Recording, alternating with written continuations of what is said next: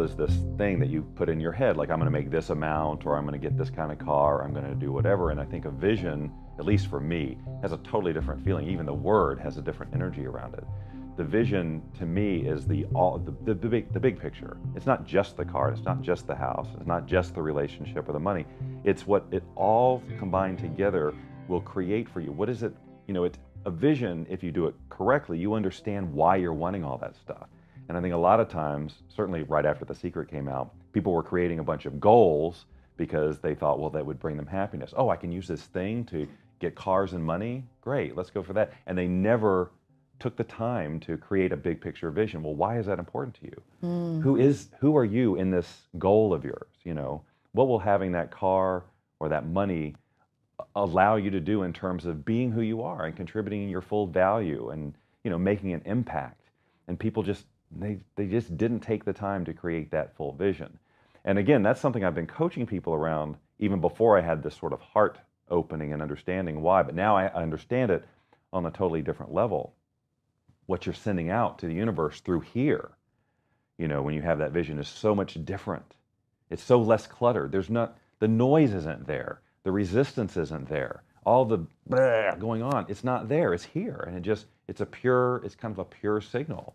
And if you can just redirect that, I just think that people are going to find that they're going to not only manifest faster, but get that feeling that they were looking for. That's a vibrational match for real. For real. And it's like this holistic approach where the whole is considered. With the mind, to me, the mind is a linear, singular approach, and it creates a singular event. The heart energy creates a holistic event that incorporates everyone. What I'm learning is that this is where intuition comes from. It's all through here. It's not through here. Because people are always asking me about how do you follow your intuition? How do you know that it's not intuition? Or how do you know whether it's intuition or just noise in your head or whatever? And I think that moving from here to here is a big part of understanding that. So Bob, for our viewers at home, how might you guide them to assist them in finding this place in the heart?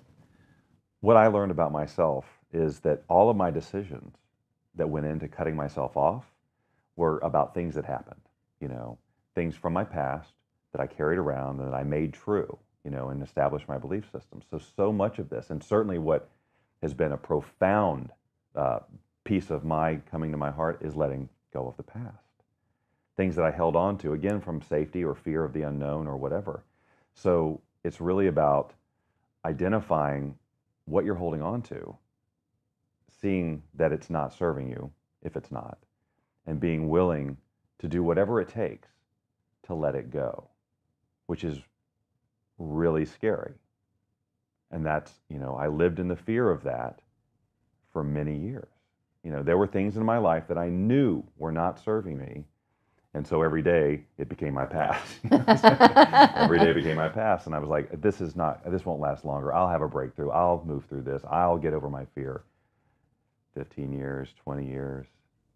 It just kept going, And so it was about and what finally allowed me to let go of my past, or to take the steps to start doing that, was to really find something, a vision that was so inspiring of a future that it became worth it.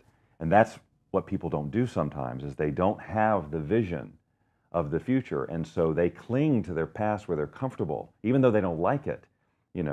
They want something different. That's all they know. Well, that's not enough. That's not enough to move you through a lifetime, of comfort or whatever it is that keeps you there.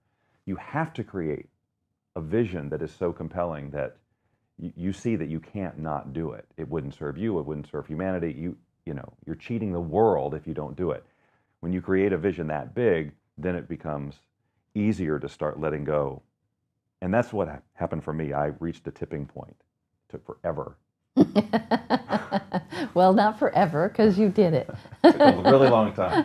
What feels like a really long time. It's all perfect timing, right? Yeah. I mean, all of my experiences, my fears, my stops, and the reason I did them, they're all going to help people eventually. So you're saying the equation is a really clear vision that's feeling oriented, which allows you, and then in turn actually releasing some of the experiences and the events of the past.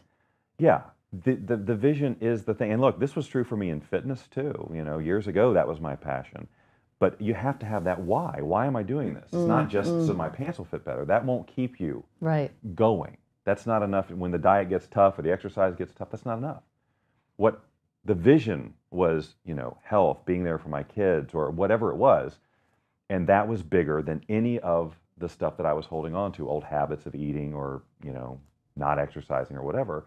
This became way more worth it. And that's just true for anybody. If you really want a dramatic change, it's not enough to know that you want to change from this. You want to know what you're changing to and why. And you got to feel it here. You know, that's what I'm really seeing is you can get excited up here, but you got to feel it here. That's what's really going to pull you through. And you must stay in action, you know. And so if the vision isn't big enough or if it isn't inspiring enough, you'll get stopped and you'll just play it safe. So the time is nigh to take the risk and move forward from that hard space with a clear vision. Yeah. If I could just, wow. I mean, just hearing you say it, it just really brings me really present to how many years I stayed stuck in fear because I didn't want to take that risk. I took lots of risks in my life, you know, risks in business, quitting my job, all of those things. But the ones that were really super important to me, you know, I delayed and delayed. And it could have been who knows, I didn't feel like I deserved it or I wasn't worthy or whatever that was, but that all went away when the vision of what the rest of my life could be was so clear, you know. And then I was able to just take one action, and they were always sort of point of no return actions too. It's like, if I do this, there's no going back. Well, that works for me. Beautiful. Any final thoughts for our audience? Get out of your head. I can't. People had been telling me that for years, that I'm so in my head, and I just didn't know how to get out. I didn't know what to do. It was frustrating, a little irritating. You know, stop telling me that. I know, you know. But all I can say is, if you're going to pursue something, even before manifesting whatever, the money, the things that are important, if you can do what it takes to get out of here and into here, then all the rest of it, you really start to understand what flow is, being in the flow. Because